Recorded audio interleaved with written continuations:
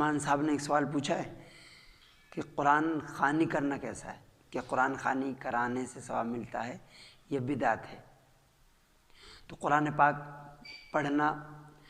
یہ کسی کی وفات ہو جائے تو اس کے لیے قرآن پاک پڑھنا، یہ مالی عبادت صدقہ کرنا، یہ طواف وغیرہ اس کے نام سے کرنا، تو اس کی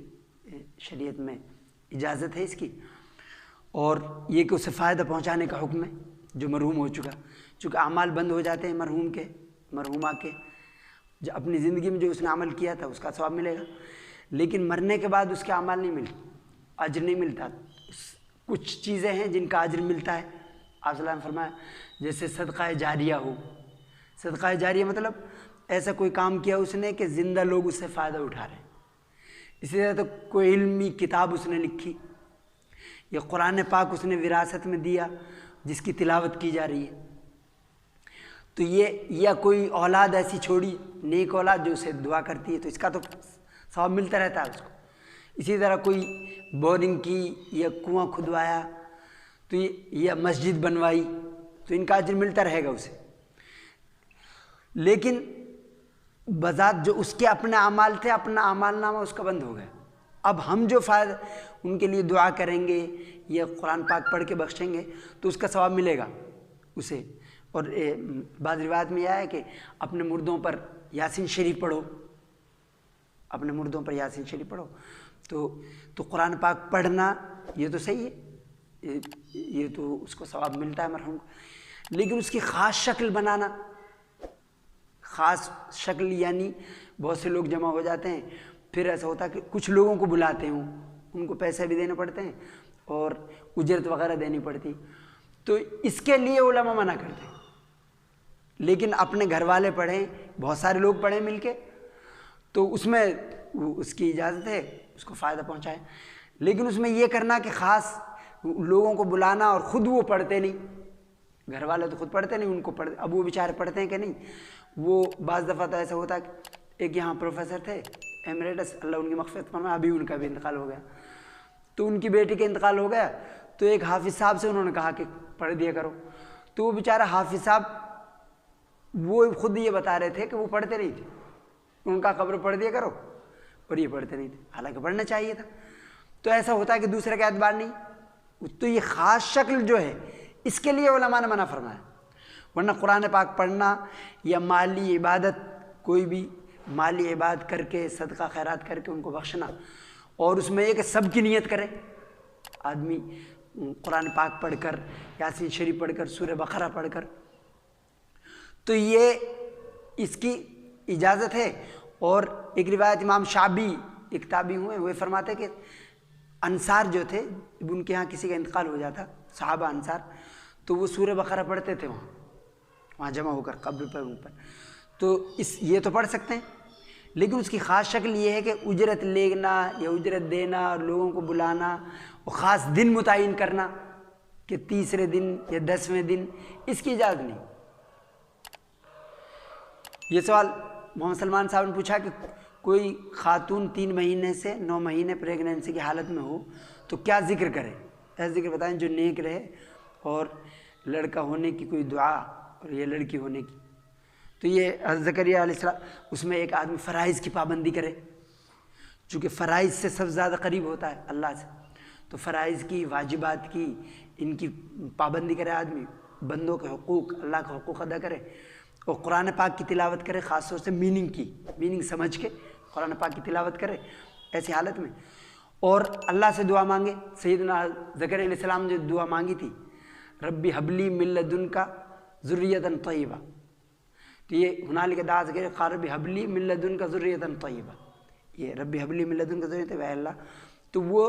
120 سال کی عمر تھی اور بانجھ تھی آپ کی بیوی، پھر انہوں نے دعا کی تو اللہ نے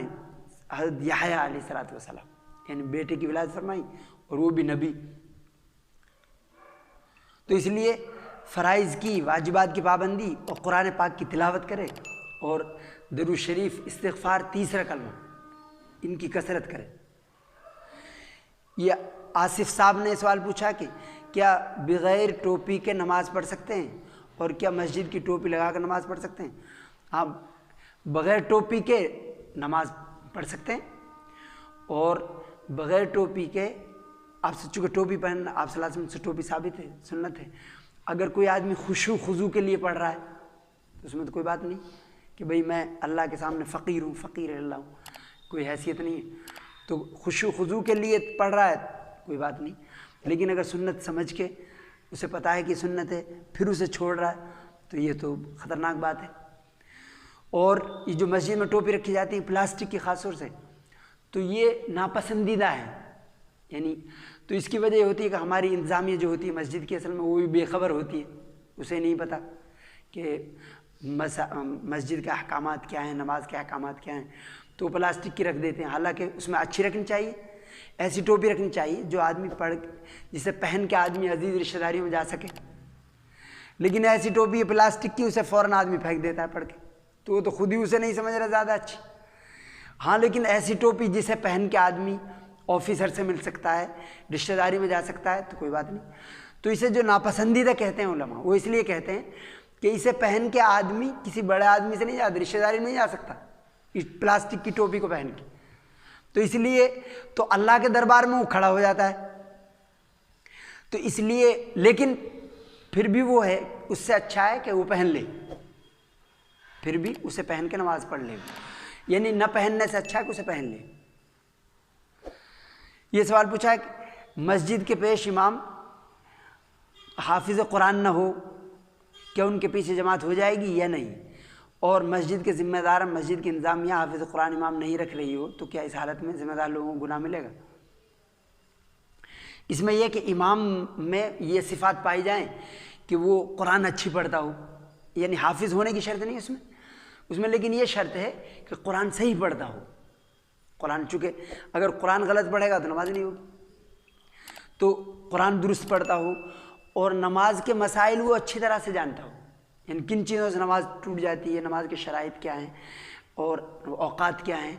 ان سے وہ پوری طرح نماز کے شرائط، فرائض، ارکان، واجبات، مفسدات، ان سے واقف ہو اچھی طرح سے. تو اس کی واقفیت اور وہ خیر خواہ ہو،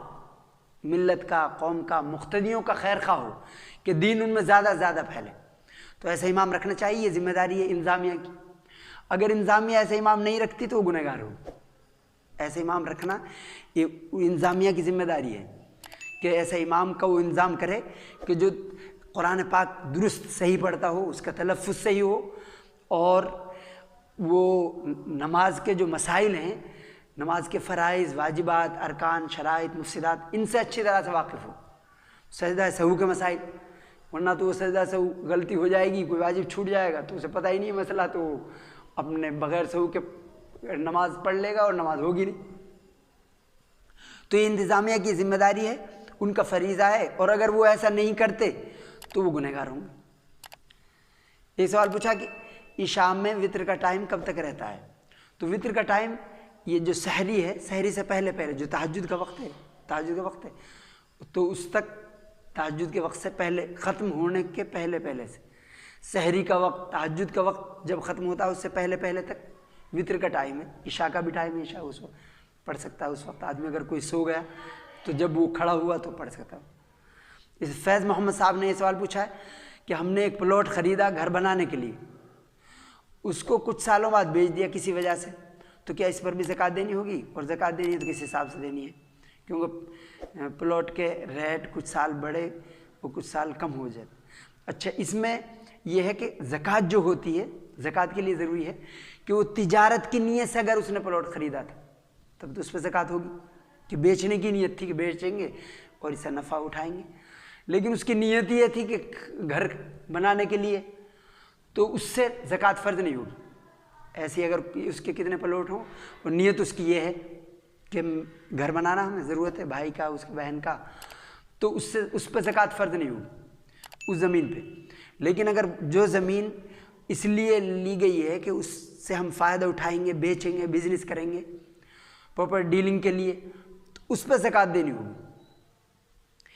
یہ سوال پوچھا ہے فیض محمد صاحب نے کہ اگر کوئی مسلم لڑکا یا لڑکی کسی غیر مسلم ہندو لڑکی یا لڑکے سے شادی کر لے تو کیا وہ کافر ہو جائیں گے؟ اور ان سے ہونے والی اولاد کا کیا حکم ہے؟ تو اس میں چونکہ غیر مسلم سے، مشرک سے، کافر سے، مجوسی سے اور بت پرست سے نکاح چونکہ جائز نہیں ہے، حرام ہے نکاح۔ قرآن نے منع فرمایا وَلَا تُنكِحُوا الْمُشْرِكِينَ کہ تم مشرکین سے نکاح مت کرو جب تک وہ ایمان نہ لے آئیں۔ تو قرآن نے منع فرمایا وَلَا تُنكِحُوا الْمُشْرِكِينَ حَتَّىٰ يُؤْمِنَّ جب تک وہ ایمان نہیں لے آئیں، اور چاہے وہ جتنے اچھے ہوں لیکن وہ اللہ کی نگاہ میں اچھے نہیں، چونکہ اصل تو ایمان ہے اور ایمان ان کے پاس ہے نہیں۔ تو اس لیے ضروری ہے کہ آدمی چونکہ حرام ہے یہ عمل تو اس نے حرام کیا، تو اب وہ نکاح تو ہوا نہیں، زنا ہوا، اب اس زنا کے نتیجے میں جو بھی لڑکا لڑکی پیدا ہوگا، اولاد پیدا ہوگی، وہ سب ولد الزنا ہوں گے، یعنی زنا کے نتیجے میں ہوں گے۔ تو ان کا گناہ، یہ تو معصوم ہے اولاد جو ہو رہی ہے چونکہ ان کے گناہ کی وجہ سے ہو رہی ہے یہ، لیکن یہ گنہگار ہوں گے، یہ ماں باپ جو ہیں جنہوں نے ایسا کیا ہے وہ گنہگار ہوں گے، اور وہ جب تک کریں گے زنا ہی ہوتا رہے گا، یعنی حرام کاری ہی ہوتی رہے گی، اس کے حرام کی اولاد ہی ہوگی اس کے نتیجے میں۔ تو اس لیے آدمی فوراً اس سے توبہ کرے، اور اس میں یہ ہے کہ اسے ایمان کی دعوت دے،